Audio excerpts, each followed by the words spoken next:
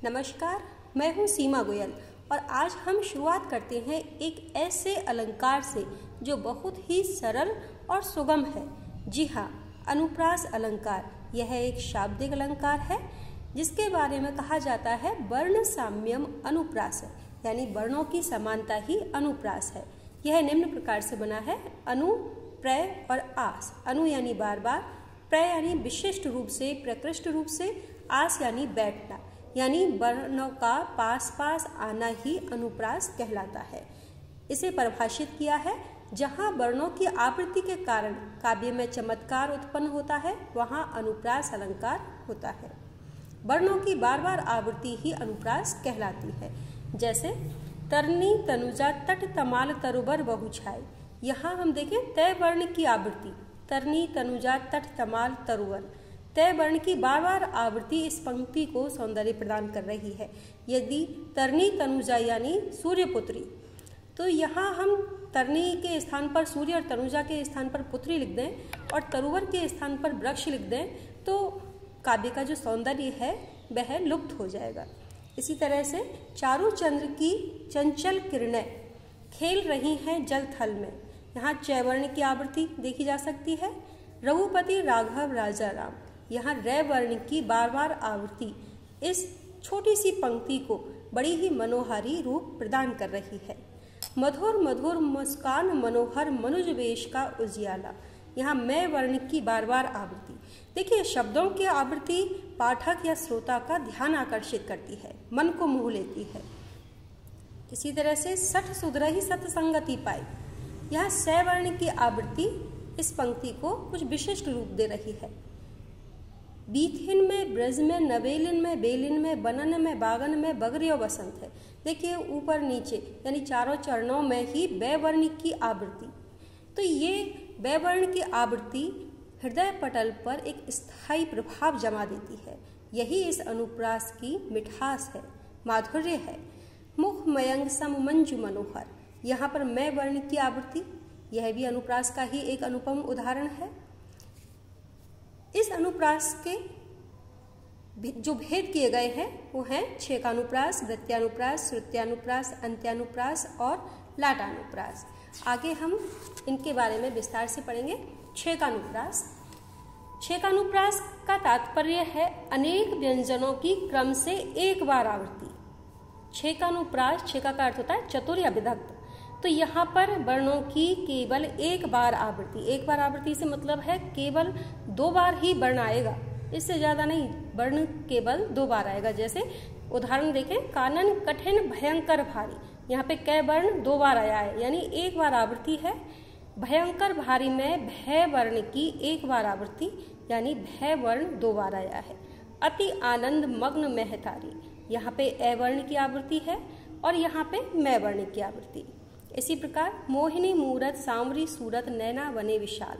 यहाँ पर हम देखें मैं वर्ण की दो बार आया है मैं वर्ण, आवृत्ति एक बार है। सै वर्ण यहाँ पर दो बार आया है, आवृत्ति एक बार है, इसलिए यहाँ पर छेकानुप्रास है। छेकानुप्रास की यही विशेषता है कि वर्ण दो बार ही दिखाई देगा। देखो द्रियो वह कुंज कुटीर में, बैठो पलोटत राधिका पायन, मैन मनोहर बैन बजय सुसजय, तन सोहत पीत पटा है। अब यहाँ देखिए कितना आकर्षक ढंग से बताया गया है। दै वर्ण की आवृत्ति एक बार, दो बार दै आया है लेकिन आवृत्ति एक बार है। कुंज कुटीर, यहाँ पर भी कै वर्ण की एक बार आवृत्ति हुई है। इधर मैन मनोहर में मैं वर्ण, बैन बजे में वै वर्ण और पीत पटा में पै वर्ण। तो ये छेकानुप्रास का बहुत ही अच्छा उदाहरण है। दूसरे नंबर पे आता है वृत्त्यानुप्रास। जैसा कि हमने ऊपर पढ़ा कि छेकानुप्रास में वर्ण की आवृत्ति एक बार होती है, यानी वर्ण दो बार आता है, आवृत्ति एक बार होती है।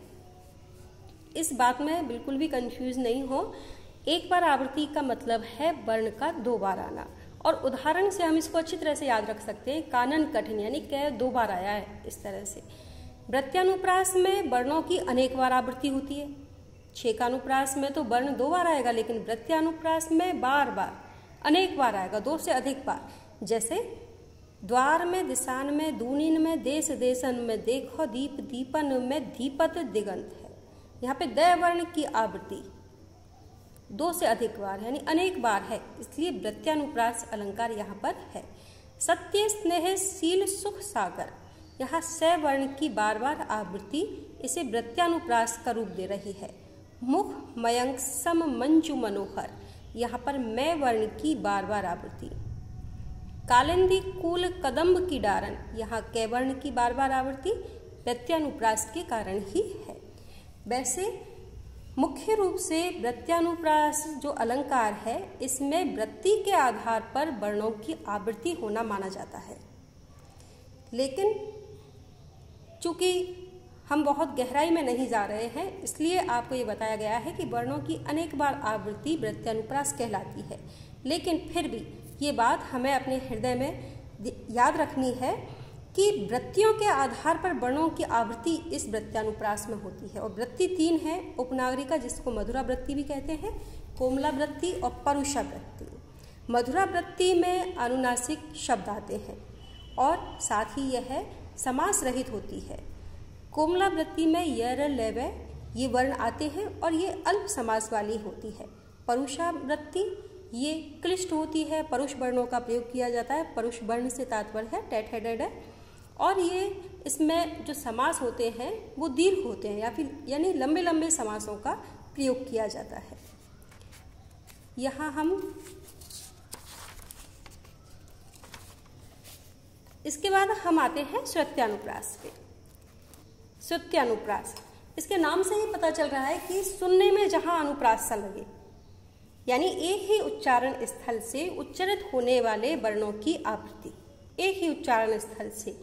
तो जैसे उदाहरण स्वरूप हम देखें, दिनांत था दिन नाथ डूबते सधेनु आते ग्रह ग्वाल बाल थे, तो यहाँ पे दंत्य वर्णों की आवृत्ति हुई है।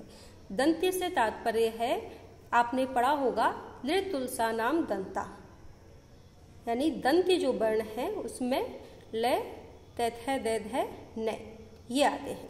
तो हम यहाँ पे देखें कि तय दै न थ ये सभी दंत्य वर्ण हैं, इनकी बार बार आवृत्ति। यहाँ पे दिननाथ में भी ये द है न थ ये सब दंत्य वर्ण है। तो दंत्य वर्णों की बार बार आवृत्ति होने के कारण सुनने में ये ऐसा लगेगा कि अनुप्रास है। दिनांत था दिन नाथ डूबते सधेनु आते ग्रह ग्वाल वाल थे, तो यहाँ पर श्रुत्यानुप्रास अलंकार यानी सुनने में जहाँ अनुप्रास सा लगे। इसी तरह से खड़क सिंह के खड़कने से खड़कती है खिड़कियां और खिड़कियों के खड़कने से खड़कता है खड़क सिंह। यहाँ पे कंठ जो ध्वनियां है उनकी आवृत्ति हुई है। कंठ ध्वनियों का अकुह विसर्जनीय नाम कंठ है। तो यहाँ पे कैख गैघन है, तो ये इन ध्वनियों का बार बार आना, इन ध्वनियों का दोहराव ही श्रुत्यानुप्रास कहलाता है। झांक न झंझा के झोंक में झुककर खुले झरोखे से, यहाँ तालव्य वर्णों की आवृत्ति हुई है इचु शानाम तालु। तो इसमें ई चे छे जैसे ये और श इनकी आवृत्ति होती है, वो तालव्य कहलाते हैं। तो झांक न झंझा के झोंक में झुककर खुले झरोखे से, देखिए पढ़ने पर ही लग रहा है कि अनुप्रास अलंकार है, और सुनने पर, पढ़ने के साथ साथ जैसे हम इसको सुनते हैं झांक न झंझा के झोंक में झुककर खुले झरोखे से, तो सुनने पर जो आवृत्ति लगती है वर्णों की, इसलिए यह है श्रुत्यानुप्रास अलंकार है। निसी बासर सात रसा तल लौ सर सात घने घन बंधन नाख्यो, यहाँ पे दंत्य वर्णों की फिर आवृत्ति हुई है, इसलिए यहाँ पर श्रुत्यानुप्रास अलंकार है। फिर आता है अंत्यानुप्रास। अंत्यानुप्रास इसके भी नाम से पता चलता है कि जिसके अंत में वर्णों की आवृत्ति हो। अंत्यानुप्रास अंत में वर्णों की आवृत्ति, श्रुत्यानुप्रास सुनने में वर्णों की आवृत्ति, अंत्यानुप्रास अंत में वर्णों की आवृत्ति। छंद के चरण के अंत में स्वर व्यंजनों की समानता, जैसे मंगल भवन अमंगल हारी द्रवहु सुदशरथ अजिर बिहारी। तो यहाँ देखिए आरी, ऊपर भी आरी और नीचे भी आरी, तो यहाँ सुनने में भी लग रहा है और अंत में भी है, तो इसलिए यहाँ पर अंतिम वर्णों की जो समानता है उसके आधार पर अंत्यानुप्रास अलंकार है। बुंदेले हरगोलों के मुंह हमने सुनी कहानी थी, खूब लड़ी मर्दानी वह तो झांसी वाली रानी थी। तो कहानी और रानी इसलिए ये अंत्यानुप्रास का उदाहरण है। फिर आता है लाटानुप्रास। लाटानुप्रास ये दक्षिण गुजरात में बहुत अधिक प्रिय हुआ था, इसलिए इसको लाट प्रदेश से संबंधित होने के कारण इसका नाम ही लाटानुप्रास पड़ गया।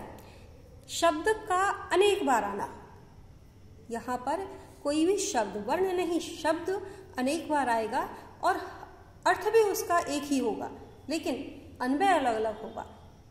उदाहरण से हम इसे समझें, वही मनुष्य है कि जो मनुष्य के लिए मरे। तो यहाँ पर मनुष्य 2 बार आया है और मनुष्य का अर्थ भी मनुष्य ही है, लेकिन एक बार कर्ता के रूप में आया है और एक बार संप्रदान के अर्थ में आया है, इसलिए इसका अन्वय अलग अलग है। पूत कपूत तो क्यों धन संचय और पूत सपूत तो क्यों धन संचय। यहाँ हम देखें तो क्यों धन संचय, ये इसका अन्वय एक बार तो कपूत के साथ हुआ है और तो क्यों धन संचय इसका अन्वय एक बार सपूत के साथ हुआ है। अर्थ दोनों में वही है, 2 बार शब्द आए हैं, अर्थ भी समान है, लेकिन एक बार कपूत के साथ एक बार सपूत के साथ। राम हृदय जाके नहीं विपत्ति सुमंगल ताहि। राम हृदय जाके नहीं विपत्ति सुमंगल ताहि। देखिए, इससे पहले मैं आपको बता दूं, एक छोटा सा वाक्य है, रोको मत